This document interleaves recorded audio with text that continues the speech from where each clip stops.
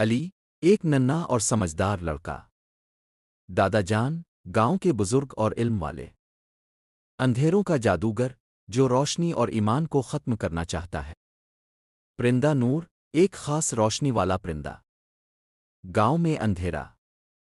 ایک چھوٹے سے گاؤں میں علی اپنے دادا جان کے ساتھ رہتا تھا۔ گاؤں کے لوگ بہت خوش اور ایمان والے تھے۔ لیکن ایک دن آسمان پر کالے بادل چھا گئے اور گاؤں میں عجیب سا اندھیرا پھیل گیا۔ لوگ ڈرنے لگے، بچوں نے کھیلنا چھوڑ دیا، چراغ جلتے ہی بجھ جاتے تھے۔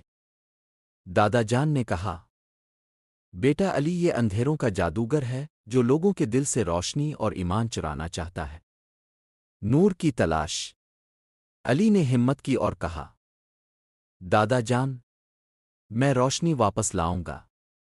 دادا جان نے اسے ایک چھوٹا سا لکڑی کا ڈبہ دیا اور کہا، اس میں ایک ننھا چراغ ہے، لیکن یہ تب جلے گا جب تم 3 نیک کام کرو گے۔ علی سفر پر نکل پڑا۔ علی نے راستہ میں ایک بڑی دیکھی جو کہ بھوکی تھی۔ علی نے اپنا کھانا دیا تو اماں نے دعائیں دی اور چراغ میں ہلکی سی روشنی جل اٹھی۔ دوسرا نیک کام۔ جنگل میں ایک چھوٹا پرندہ پیاسا تھا۔ علی نے اپنا پانی پرندے کو دیا، پرندہ خوش ہوا اور دعا دی تو چراغ کی روشنی اور بڑھ گئے۔ تیسرا نیک کام۔ ایک ننھا بچہ راستہ بھٹک گیا تھا۔ علی نے اسے اس کے گھر پہنچایا۔ بچے کے ماں باپ نے خوش ہو کر دعا دی اور چراغ پورا روشن ہو گیا۔ جادوگر سے مقابلہ۔ جب علی جادوگر کے قلعے پہنچا تو جادوگر نے کہا، یہ چراغ میرے جادو سے نہیں جل سکے گا۔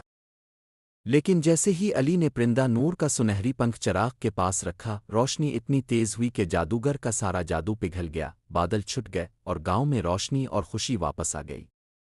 سبق۔